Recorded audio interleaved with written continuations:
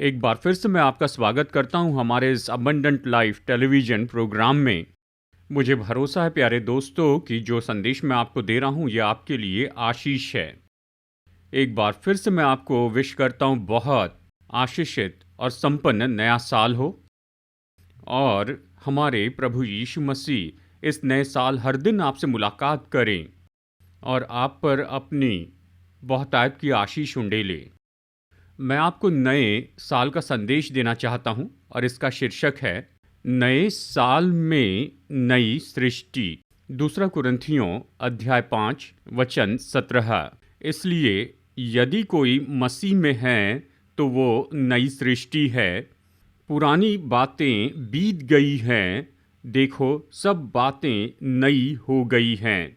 ये तो अद्भुत वचन है जो हमारे उद्धार के बारे में कहता है। उद्धार में हम तो नई सृष्टि हो गए हैं। यीशु जो हमारे प्रभु हैं वो इसके बारे में कहते हैं यूहन्ना अध्याय 3 वचन 3 में। वो निकोदेमुस से कहते हैं कि तुम्हें नया जन्म पाना होगा। इसलिए जब हम नया जन्म पाते हैं तो हम नई सृष्टि बनते हैं। और ये नया जन्म पाना क्या है? ये तो परमेश्वर से जन्म लेना है, हमारे प्रभु यीशु मसीह के द्वारा, उद्धार के द्वारा। परमेश्वर से जन्म लेना, परमेश्वर की कोख से जन्म लेना अद्भुत बात है। जिस पल हम यीशु को अपने व्यक्तिगत उद्धारकर्ता प्रभु के रूप में स्वीकार करते हैं और बपतिस्मा लेते हैं, हम सभी लोग, आप सभी लोग जिन्होंने यीशु को स्वीकार किया और आपने बपतिस्मा लिया है तो आप नया जन्म पाए हैं और आप तो यीशु मसीह में नई सृष्टि हो गए हैं। प्यारे दोस्तों, ये तो सच में बहुत ही अद्भुत आशीष है जो हमने प्राप्त की है, केवल इस नए साल के लिए ही नहीं लेकिन हमारे पूरे जीवन काल के लिए। बहुत से लोग ये सोचते हैं कि ये नया साल, इसमें समय उन्हें आशीष देगा और अच्छा समय आएगा इस नए साल में। ये बात स्पष्ट है, समय तो एक बेजान धारा है, इसमें कोई भी रचनात्मक शक्ति नहीं है कि किसी को आशीष दे। ये केवल एक बहाव है, इतना ही है। हमें इसके साथ बहना होगा। तो समय हमें आशीष नहीं दे सकता, नया साल हमें आशीष नहीं दे सकता है। ये नई सृष्टि है जो हम मसीह यीशु में हैं, यही हमें आशीष देगी। बाइबल इस नई सृष्टि को नए मनुष्यत्व के रूप में भी बताती है। प्रेरित पौलुस अपनी पत्रियों में इसके बारे में कई बार बताता है। तो हम यहाँ पर ये पाते हैं, उद्धार के द्वारा नए जन्म के द्वारा नई सृष्टि और इसका नया मनुष्यत्व, ये भी अर्थ है। ये तो यही नई सृष्टि है जो हमें इस नए साल में आशीष देगी। तो जब बाइबल कहती है कि हम मसीह यीशु में नई सृष्टि हो गए हैं, मतलब इसी में सब कुछ पूरा नहीं हो गया। अब हम उद्धार के द्वारा नई सृष्टि होना शुरू हो गए हैं। इस नए साल में हमें हर दिन बदलते चले जाना है। 3 ऐसी अलग अलग बातें हैं जो हम में नई सृष्टि हो गई हैं। तो इस पूरे नए साल में हमारा परिश्रम यही हो, हमारी प्रार्थना यही हो, हमारे आत्मिक काम भी इसी तरह से हो कि हम इन 3 अलग अलग बातों में बदल जाएं जिनमें हम नई सृष्टि बन गए हैं। नंबर 1, इस नई सृष्टि में हमारा नया प्राण प्रतिदिन बदलता चला जाए। मैं आपके लिए पढ़ रहा हूँ यूहन्ना अध्याय 3 वचन 6। क्योंकि जो शरीर से जन्मा है वो शरीर है और जो आत्मा से जन्मा है वो आत्मा है। अद्भुत है। नया जन्म क्या है? नई सृष्टि क्या है? ये तो जहाँ हमारी आत्मा नया जन्म पाती है। हमारे प्रभु यीशु यहाँ निकोदेमुस से कहते हैं, इसे बहुत स्पष्ट कहते हैं। वो कहते हैं कि जो शरीर से जन्मा है वो तो शरीर है, मतलब मनुष्य की देह है, लेकिन जो आत्मा से जन्मा है, पवित्र आत्मा से, क्रूस की सामर्थ के द्वारा, यीशु मसीह में जो उद्धार है उसके द्वारा, ये तो नया प्राण बन गया है, उद्धार पाया हुआ प्राण। बहुत से लोग इस बात को नहीं समझते हैं मेरे दोस्तों। उद्धार इसमें हमारा भीतरी प्राण नया जन्म प्राप्त करता है उस उद्धार के द्वारा जो यीशु मसीह देते हैं, पवित्र आत्मा की सामर्थ के द्वारा। उद्धार के पहले हमारी आत्मा कैसे थी? वो मरी हुई दशा में थी। मरी नहीं थी, लेकिन वो तो मरी हुई दशा में थी, बेजान, परमेश्वर से दूर थी। उसमें उद्धार नहीं था, परमेश्वर के साथ संबंध नहीं था। हमारे अंदर हमारी आत्मा बेचैन हो गई थी। उद्धार के पहले हमारी आत्मा परमेश्वर के लिए भूखी थी। तो हमारे उद्धार के द्वारा बहुत ही अद्भुत बात हुई। हमारे नए जन्म के द्वारा हम नई सृष्टि हो गए। उसके द्वारा हमारे अंदर जो आत्मा है, प्यारे दोस्तों, आप इस अद्भुत सच्चाई को सुनिए। हमारी आत्मा परमेश्वर के साथ में फिर से जुड़ गई। थियोलॉजी में हम इसे कहते हैं परमेश्वर से मेल मिलाप होना। उद्धार तो परमेश्वर से मेल मिलाप करना है। सबसे पहले हमारी आत्मा का परमेश्वर के साथ मेल मिलाप होना, यानी हमारी आत्मा परमेश्वर के साथ में जुड़ जाती है। अद्भुत है। जिस पल हमारी आत्मा परमेश्वर के साथ में जुड़ जाती है, गौर से सुनिए, ये जीवित हो जाती है। ये फिर से जीने लगती है। इसे जीवित किया जाता है एक तरह से। ये हमारे अंदर बहुत ही सुंदर जीवन जीना शुरू करती। दोस्तों, नया साल हमारे लिए उतना ही नया हो जाता है जैसे हमारे अंदर की आत्मा बदल जाती है, वो नई बनाई जाती है। मैं आपको बताऊंगा कैसे। ये तो बहुत ही अद्भुत बात है। जानते हैं, यहाँ तक कि मसीह जीवन में कुछ लोग तो सुस्त जीवन जी रहे हैं, बेजान जैसे जीवन, कोई शक्ति नहीं, हमेशा दुख और शोक और निराशाएं होती हैं। जीवन में कोई जोश नहीं है, जीवन में कोई चमक नहीं है। रेंगते हुए जीवन जीते हैं, अकेले जीवन का बोझ खींचते हैं, पर वो जी नहीं रहे हैं उत्साह का जीवन या जागृति का जीवन, ऐसा जीवन जो जिंदगी से भरा है। जानते हैं क्यों? क्योंकि उनकी आत्मा जो परमेश्वर से जुड़ी है, वो परमेश्वर के जीवन को प्राप्त नहीं कर रही है। ये बहुत ही अद्भुत बात है। हम में जो आत्मा है, हर एक दिन परमेश्वर से हमारा मेल मिलाप होने के कारण परमेश्वर के जीवन को प्राप्त करते जाएं। और इसलिए अगर आप भजन संहिता 63 पढ़ते हैं, राजा दाऊद कहता है, हे परमेश्वर, मैं तुझे यत्न से ढूंढूंगा कि तेरी सामर्थ और महिमा को देखूं। महिमा यानी परमेश्वर की उपस्थिति। परमेश्वर की उपस्थिति जो परमेश्वर के जीवन को खोलती है।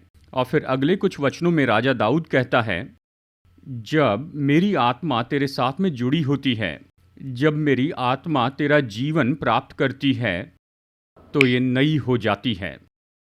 मैं फिर से जीने लग जाता हूँ और मैं उत्साहित हो जाता हूँ अपना जीवन।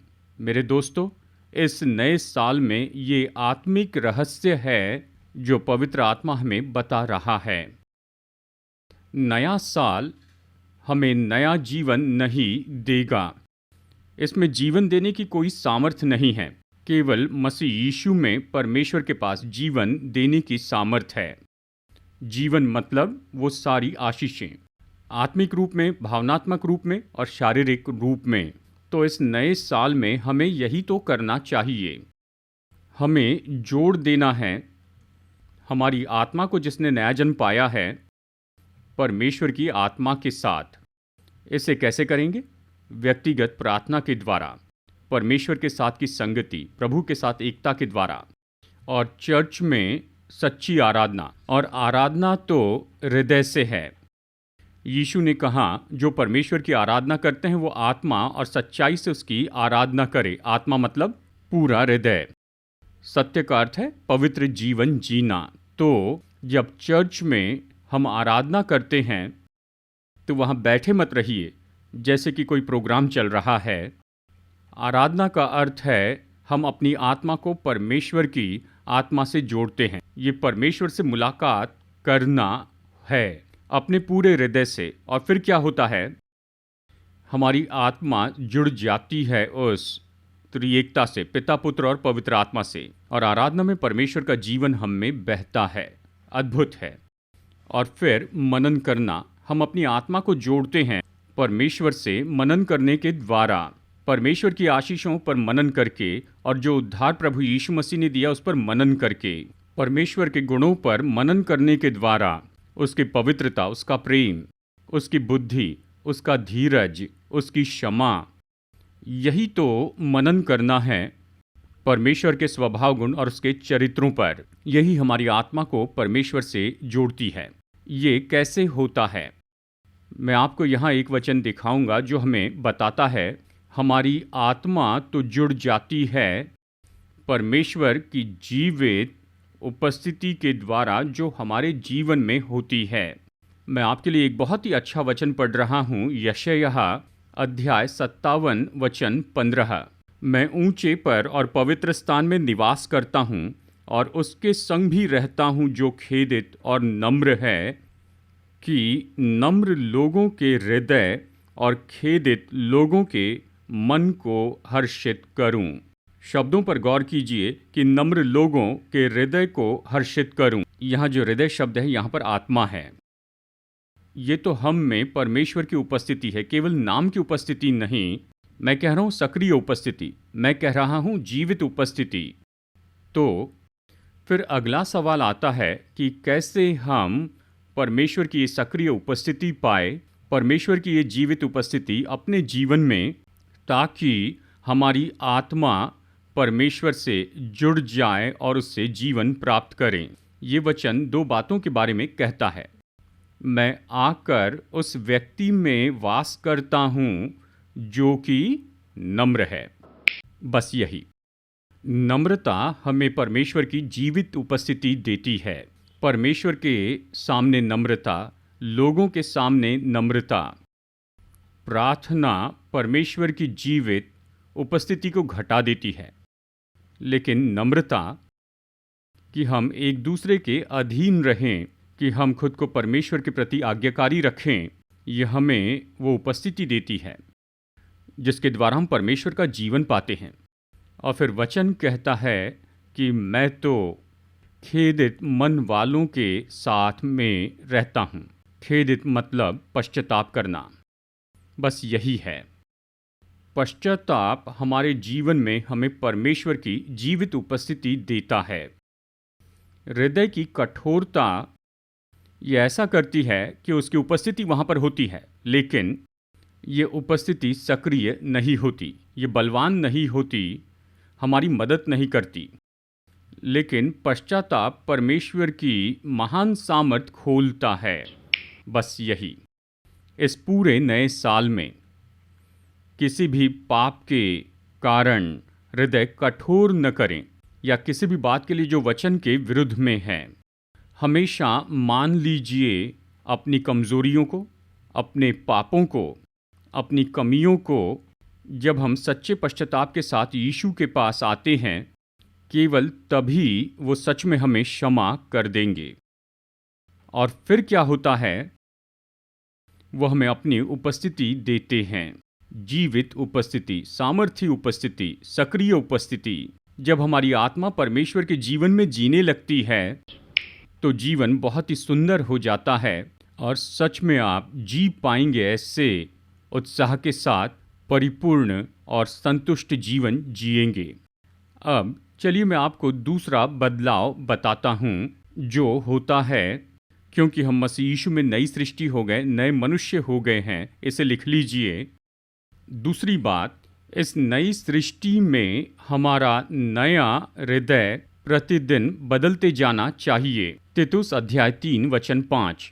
तो उसने हमारा उद्धार किया, और ये धर्म के कामों के कारण नहीं जो हमने आप किए, पर अपनी दया के अनुसार नए जन्म के स्नान और पवित्र आत्मा के हमें नया बनाने के द्वारा हुआ। कहता है नए जन्म का ये जो स्नान है, ये तो हमारे हृदय को धोना है। जिस पल हमने प्रभु यीशु मसीह को अपना उद्धारकर्ता और प्रभु ग्रहण किया पश्चाताप के द्वारा और बपतिस्मा लिया है, और तब सच में कुछ बहुत ही अद्भुत हो जाता है, और वो है हमारा हृदय नया बनाया जाता है। यीशु हमें नया हृदय देते हैं। दोस्तों, ये सच में कितनी बड़ी आशीष है। ये नया हृदय क्या है? नए हृदय में ऐसे बहुत से सुंदर स्वभाव गुण होते हैं, लेकिन उनमें से एक ये है कि नए हृदय में ये क्षमता होती है कि वो पूरा बदल जाए। नए हृदय में ये क्षमता होती है कि वो बदल जाए। परमेश्वर के वचन के अनुसार कितनी बड़ी आशीष है हमारे हृदय का नया बनाया जाना। उद्धार के पहले हमारा हृदय कैसा था? ये तो कठोर था, ये तो पाप के बंधनों में पड़ा था, और ये तो शैतान के हाथों में था, और ये तो मूर्खता से भरा था, और पूरी तरह से परमेश्वर का वचन कहता है कि ये भ्रष्ट हृदय था। उद्धार के पहले हमारे हृदय तो भ्रष्ट थे, पूरे गलत थे, अपने ही मार्ग पर जा रहे थे, अपनी इच्छा कर रहे थे। लेकिन फिर हमारे उद्धार में बहुत ही अद्भुत बात हुई, और उस नए बनाए जाने के द्वारा और क्रूस की सामर्थ के द्वारा और पवित्र आत्मा की सामर्थ के द्वारा हमारे हृदय तो फिर से नए बनाए गए।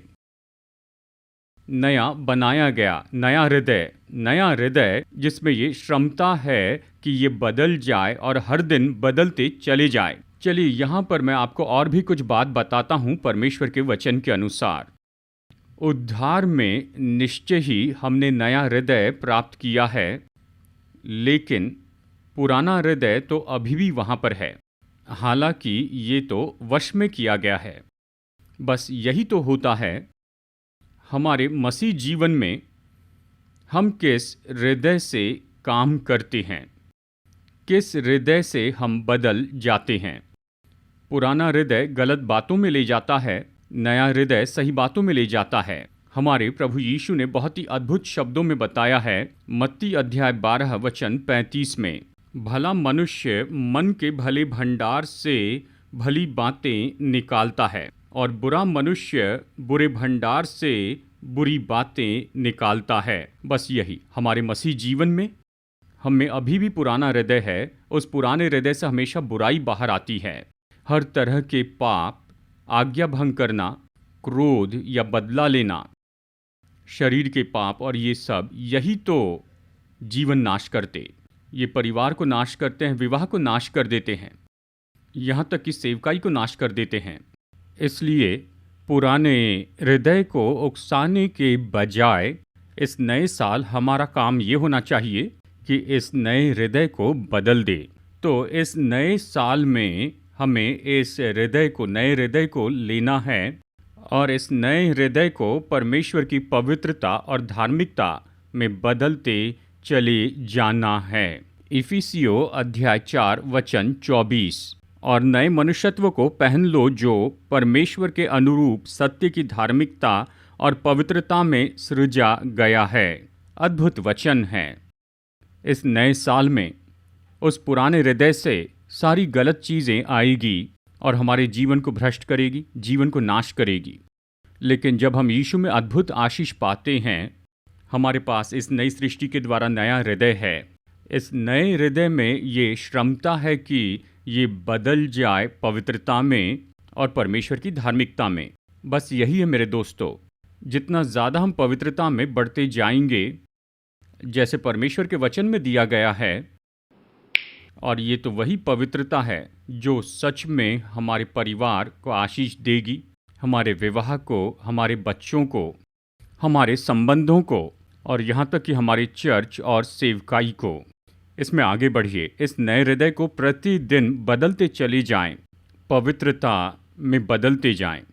पवित्रता का अर्थ है, जैसे मैंने आपको पहले बताया था, कि हर एक पाप को दूर कर दें और उसी के साथ ही बाइबल की, परमेश्वर की आज्ञाओं को पूरी करते जाएं।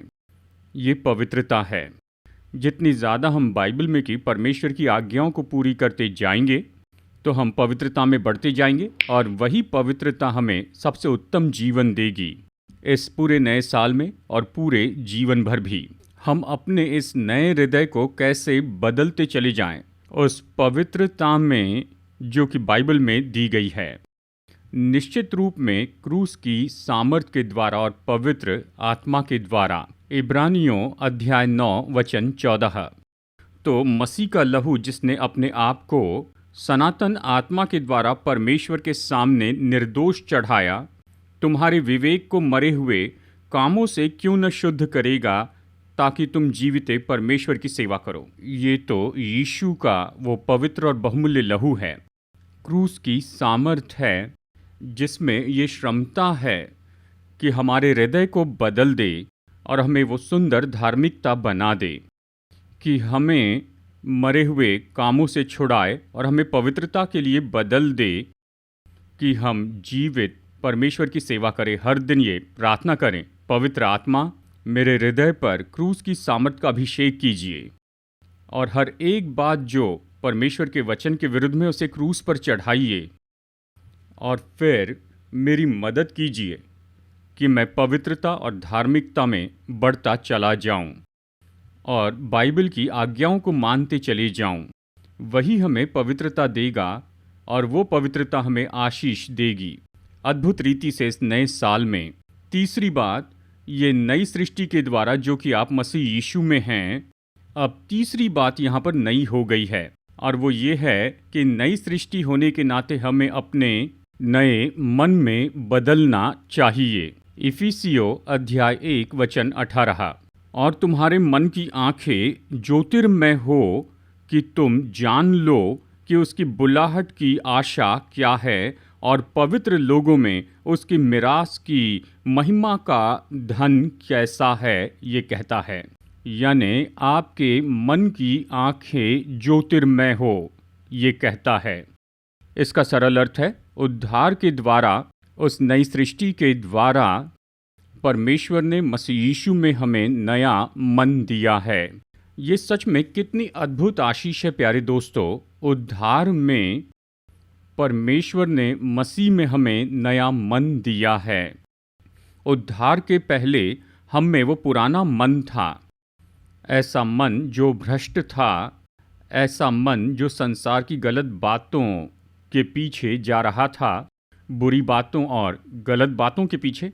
ऐसा मन जो कि स्वार्थी था, मन जो शरीर की अभिलाषाओं को पूरी कर रहा था, मन जो मूर्खता से भरा था। और ये सब, गौर कीजिए, ये मन है, यही तो बिगाड़ता है। अगर हमारा मन अच्छा है तो हमारा जीवन अच्छा होगा। यदि हमारा मन बुरा है, यानी पुराना मन रहेगा, तो पुराना जीवन होगा। लेकिन यीशु ने हमें नई सृष्टि बना दिया है, उसने हमें नया मन दिया है। क्यों? रोमियो अध्याय 12 वचन 2 कहता है, परमेश्वर ने हमें नया मन दिया है ताकि हम इस बात को पहचानें कि परमेश्वर की सिद्ध इच्छा क्या है। इस बाइबल में हमारे नए मन में ये क्षमता होती है कि खोज निकाले, कि जाने और पहचाने, बाइबल में से परमेश्वर की सिद्ध इच्छा को जाने। इस संदेश में जो हमारे नए मन से जुड़ा है, मैं आपको केवल परमेश्वर की एक इच्छा बताऊंगा, जहां पर इस नए साल में हमारे मन को बदल जाना है। एक खास बात जो कि परमेश्वर की इच्छा है, और मैं आपके लिए पढ़ रहा हूं फिलिपियों अध्याय 2 वचन 5 से। जैसा मसीह यीशु का स्वभाव था, वैसा ही तुम्हारा भी स्वभाव हो। वचन 7 कहता है, वरन अपने आप को ऐसा शून्य कर दिया और दास का स्वरूप धारण किया और मनुष्य की समानता में हो गया। पौलुस कह रहा है, मसीह के मन में बदलते चले जाए। मसीह का मन तो बहुत ही महान है, लेकिन ये खास वचन कहता है कि मसीह का स्वभाव ये था कि उसने दास का स्वरूप धारण किया। यीशु में एक दास होने का स्वभाव था। वो यही तो थे। इन साढ़े 3.5 साल में उसने पृथ्वी पर सेवा की। वो सभी की सेवा कर रहे थे। उसने हर एक की ज़रूरत पूरी की। उसने सभी को आशीष दी। तो परमेश्वर ने मसीह यीशु में हमें नया मन दिया है, और आज हम अपने मन में बदल जाए ताकि हम एक दूसरे के सेवक हो जाएं। हमारे परिवारों में, हमारे संबंधों में, हमारे वैवाहिक जीवन में, हमारे चर्च में ये अद्भुत है। नया मन हमें एक दास बना दे, और वो इसलिए कि हम हमारे आसपास के लोगों की मदद करें, उनकी ज़रूरत पूरी करें, कि उन्हें आशीष दे, उनकी भलाई करते जाएं। और यहाँ तक कि जैसे कि यीशु ने अपने आप को खाली कर दिया था, इसे कहते हैं केनोसिस। हमें खुद को खाली करना होगा कि हम दास हो जाएं, कि एक दूसरे की सेवा करें और मदद करें, बस यही। और इसी तरह से नया साल हमारे लिए बिल्कुल नया हो जाता है जब हम दूसरों की ज़रूरत पूरी करते हैं, शारीरिक, भावनात्मक और आत्मिक रीति से। हमारे परिवार में, हमारे चर्च में हम उनका जीवन सुंदर बनाते हैं, और वो हमारी मदद करते हैं, और वो हमारे दास हो जाते हैं, हमारी मदद करते हैं, ताकि हम शारीरिक, भावनात्मक और आत्मिक जीवन अच्छे से जिएं। और अंत में चलिए मैं आपको बता दूं, क्योंकि यीशु ने अपने आप को खाली कर दिया और दास बन गए, पुनरुत्थान के द्वारा परमेश्वर ने उसे सबसे ऊंचे स्थान पर रखा। यही बात है, जब हम एक दूसरे के सेवक हो जाते हैं, हमारे परिवार और चर्च में जब हम दूसरों की ज़रूरत पूरी करते हैं, उन्हें आशीष देते, तो परमेश्वर हमें भी हमारे जीवन के हर एक क्षेत्र में ऊंचा उठाएंगे। मैं आशा करता हूँ इस संदेश ने आपको आशीष दी है। तो चलिए प्रार्थना करते हैं। अनुग्रहकारी परमेश्वर स्वर्गीय पिता, आपके वचन के लिए धन्यवाद, आपके पुत्र यीशु के लिए धन्यवाद, जिसके द्वारा आपने हमें नई सृष्टि बनाया। धन्यवाद देते हैं कि आपने नई आत्मा दी है, नया हृदय दिया और नया मन दिया। इस वचन पर आशीष दीजिए, हमारे जीवन में ये 100 गुना फलवंत हो, क्योंकि हमारे उद्धारकर्ता प्रभु यीशु के सामर्थी नाम में प्रार्थना करते हैं, आमीन। हमारे उद्धारकर्ता प्रभु यीशु मसीह के नाम में आप सभी लोगों को अभिवादन। दोस्तों, कृपया कर आप इस वीडियो को देखिए, जो हमारी सेवकाई के बारे में पूरा विवरण देता है। ये सेवकाई तो स्थापित की गई है हैदराबाद, भारत में, और हम 6 महान सेवकाइयों में जुड़े हैं। नंबर 1, मैं टीवी पर आता हूं और 5 भाषाओं में वचन का प्रचार करता हूं, इंग्लिश, हिंदी, तमिल, मलयालम और तेलुगु में। लाखों लोग इन संदेशों को सुन रहे हैं और वो उद्धार पा रहे हैं, और विश्वासी अपने विश्वास में बल पा रहे हैं। और हमारी दूसरी सेवकाई है प्रचार की सेवकाई, जहां मैं बहुत सी जगहों पर जाता हूं, केवल भारत में ही नहीं लेकिन विदेशों में भी।